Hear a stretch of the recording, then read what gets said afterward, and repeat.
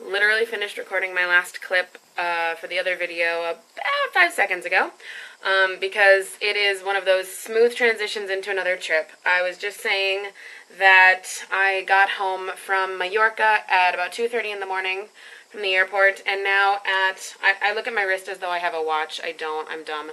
I'm so tired. My phone is buzzing. Hold on. Oh, it's somebody making sure that I'm going to the airport. Thank you, baby. Yeah, I am going to the airport so that I can go home. I haven't been home in 2 years. I'm really excited to see home and family and eat food and see things and sleep.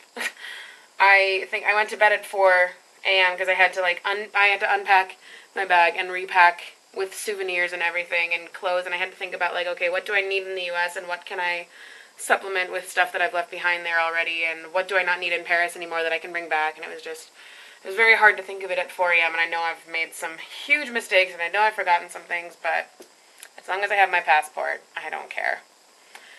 I really want to go home, and I don't really want to spend the next hour going to the airport, the next 2 hours after that checking in at the airport, and then the next 10.5 hours after that being in an airplane. And then the next, 15 hours on a layover in Texas, and then 3 more hours in a plane to get to Minneapolis. That is what I'm looking at. I'm going to be miserable, but I'm going to be so happy when it's over. And now I have to go.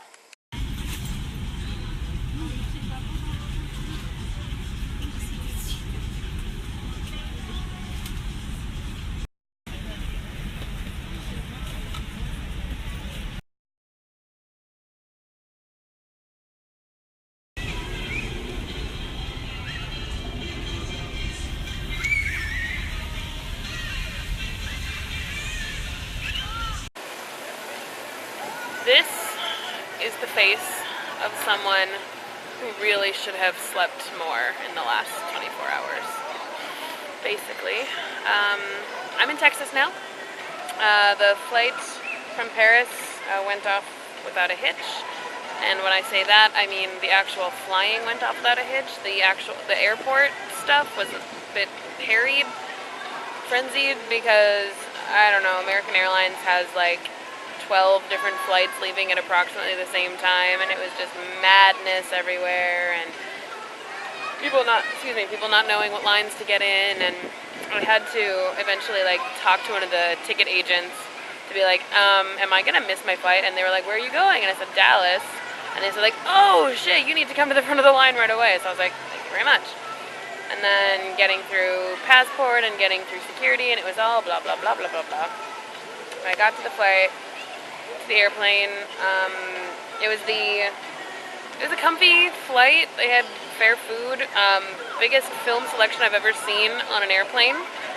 I didn't sleep more than 20 minutes, I think I fell asleep during one of the movies, and then I woke up maybe 15-20 minutes later max. So I feel drunk, honestly. Usually I'll go with the I can't really think more than 5 seconds on a thing at a time. I'm surprised. I feel like I'm not about to fall asleep, maybe because there's the adrenaline of traveling still happening, but oh, good lord. I know the crash is going to hit me soon. And it was also really complicated when I got to the airport here at Dallas, because I had a sneaking suspicion that they hadn't processed my checked bag to go straight to Minneapolis, or to be for the luggage handlers to transfer it to the Minneapolis flight. And as it turns out, I was correct. And I think it's because the flight isn't technically until tomorrow morning. It's at 7:30 in the morning, and I think they don't carry over for next morning flights or something. So on a hunch, I went to the baggage carousel just to make sure that it wasn't there, but of course it was. So I got the bag and I went to the luggage desk and asked can I check this back in now and then just not have it? And they're like, no, we can't do that. We can't until 4 hours before the flight, I think is when it opens or something. So, and then they don't have lockers at the airport. So my original thought was I don't want to go into town with this bag because it's heavy and it's not wheelie, so I'd have to just carry it, like either arm or over the shoulder or something. I just don't want to do that. So originally my thought was like, okay, go to the other terminal where my flight leaves from and then just hunker down with my laptop for the next like 15 hours, which didn't sound pleasant, but I can handle it. So I tried to go to the other terminal, but the way to get to the terminal was like you had to go through another security check, but because I have a checked bag, it means that there's stuff in it that you can't take through security, like a full bottle of wine. So I ended up just deciding, like, you know what, fuck it, like, I'll go into town. I'm in Fort Worth now, by the way. I'll go into town, spend a couple hours there, say that I've been there, and then take a shuttle back to the airport, and then I'll get to the right terminal and do the check-in and everything. It was just so complicated, because and getting through, like, passport check and getting through customs, it was all just... Everybody at that airport, all of the employees, I should take this off, all of the employees at the airport were so just tense and cranky, and that's not what you want to deal with after...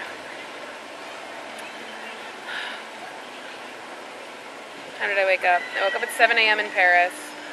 We touched down at 3 p.m. U.S., so that'd be 10 p.m. Paris. So, 15 hours? No. Yeah, 15 hours of traveling. By the way, I got myself a Jamba Juice because the original plan was to get Chipotle or Qdoba. And there is a Qdoba at the airport, but it's at the wrong terminal. And there is a Qdoba in town, but it's not near, like, the center. I decided to go to Sundance Square because it's central, and I just wanted somewhere to sit for a couple of hours, so I got a Jamba. And it tastes lovely. I don't even know what I was saying anymore. Everybody was really cranky at the airport, and it wasn't a nice thing to deal with. So I was just like, I don't want to deal with you guys right now, so I'm just gonna go and listen to kids playing in a fountain. Alright, what are the other updates? I can't tell anymore. Talk to you later. You want to know what's really bothering me at the moment? I'm doing a crossword. And so we have 11 down, 12 down, 13 down. If you go to the down, you have 11 and 13. Where's the fucking 12? This is the sort of thing that my sleep-deprived mind is not going to be able to let go of. Help.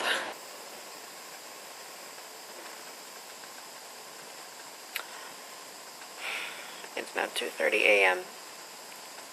I still really haven't slept. I think I dozed off a little bit for like maybe half an hour, I hope.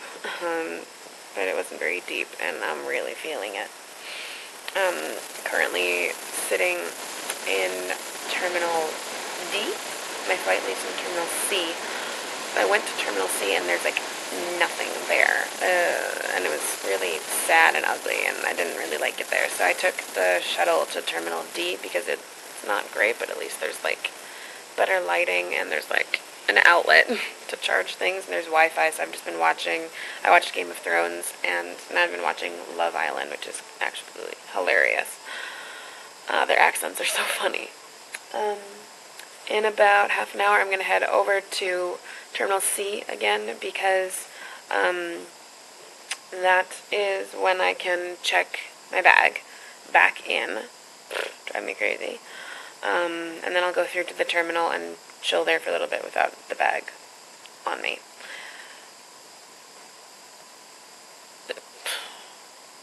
I can't. This is the face of 32 hours of travel. And this is the face of a happy mama.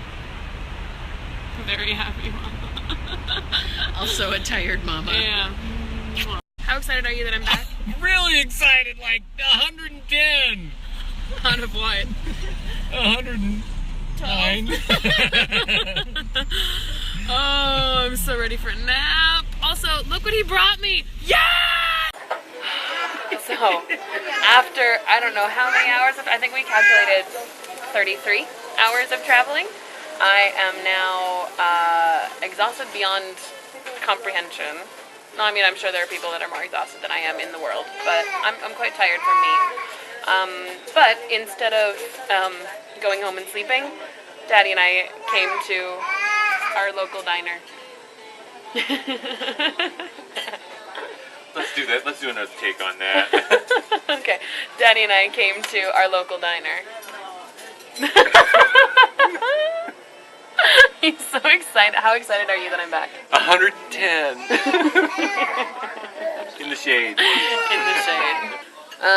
I have now gotten my breakfast diner extravaganza. Daddy's got a breakfast burrito, and he ordered a chocolate malt because he's a weirdo. I'm so excited for this. I've said so many times that Paris cannot do American brunch correctly. So this is a great way to reintroduce myself to my country, and I'm going to eat it now, so goodbye.